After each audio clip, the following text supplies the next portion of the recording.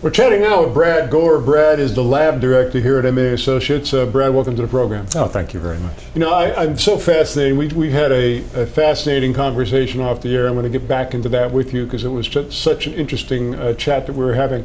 But can you walk us through one of your typical days here testing at the lab?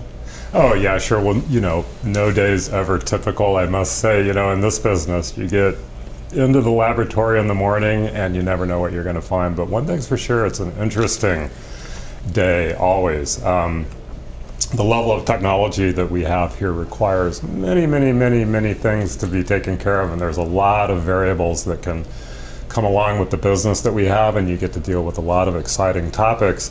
So a typical day here can range anywhere from fixing a broken instrument, maybe something needs a spare part or something like that, or you're going to be doing some research looking at a new way of analyzing a new cannabinoid or a new type of material, or you're going to be looking at some of the research that's going on in the world of cannabis and how does that apply to what we do here in the laboratory and our market segment.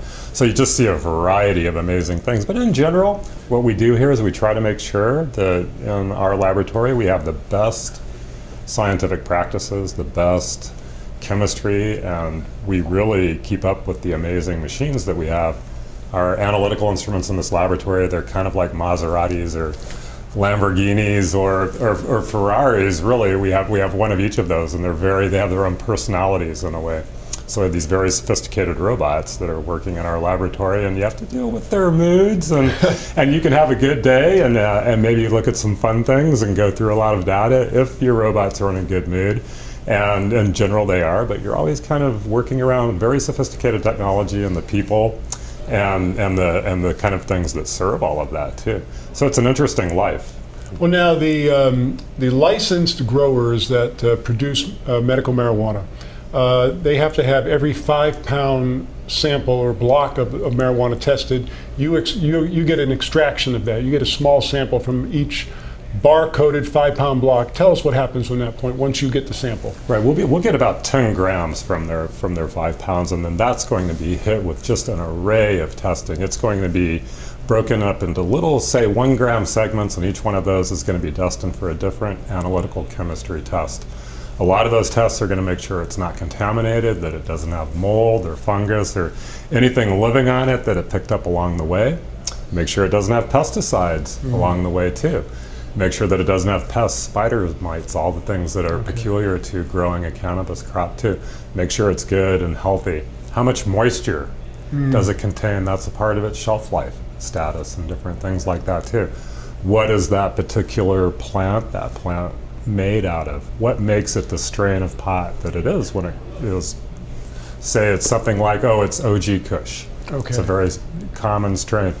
Is it actually have the molecules in it that make it OG Kush? Does it have a certain amount of potency, which would be a cannabinoid that we look at in the plant?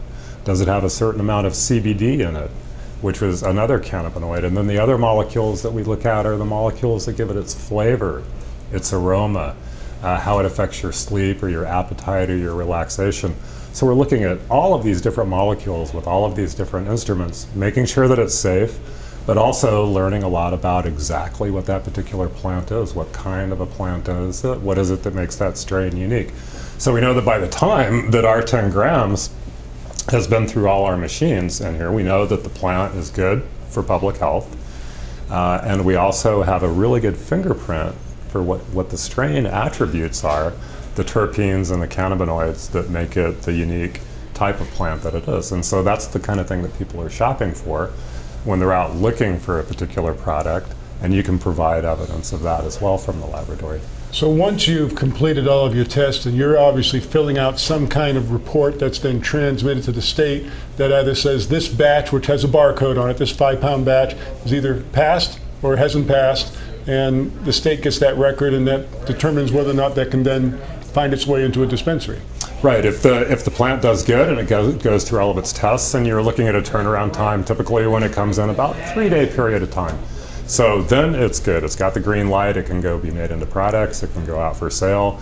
That particular batch is now known in the state's database as well. It's been cleared. It's good for sales, and you go and you move on to the next batch in our lab. and start with another 10 grams, and you're basically vetting that batch as good for all the public health requirements have been made on it. Now, I wanted to go back to a conversation we had off the air, but you were talking about brain receptors that are in touch with the cannabis plant. Can you give us a short version of that? Right. One of the amazing things about this particular product, right? I mean, our species has a lot of things that we like, and beer and wine, and craft beer is a whole new market segment now, and wine has been for a long time, and everything too. And we're coming into this age now where people are interacting with cannabis in more and more ways. Well, a lot of the science that has come out recently involving just why are human beings so really enamored with this particular plant. Why is there such demand for it? And there's such a huge range, all the way from serious medical to serious recreational, everything in between. And it seems that the science has pointed out and the research has pointed out that we have receptors in our brains, chemical receptors that are a part of us, a part of our neurology. They're called endocannabinoid receptors, and they actually interact with the molecules that are in this plant, and they elicit these responses in us. And there's a variety of responses that are elicited, and so many of the market segments are taking advantage of that. For instance, for some reason, when you have an epileptic seizure, for some people, eliciting that response through those receptors is actually something that's good. It might be good. It's worth investigating. On the other hand, say you're having trouble sleeping, say you're just having a lot of stress and you really just want to relax, and those same mechanisms somehow for different other strains of pot and people allow you to do that too. And I think most people that have experienced marijuana have experienced that mechanism. They got to know it perhaps as the munchies. Well, I'll tell you what, I wish we had more time, because chatting with you is really fascinating. Again, Brad Gore, he's the lab director here at M&A Associates. Brad, thanks for joining us. Very, very fascinating. Thank you. It was a pleasure. Really enjoyed it. Take care.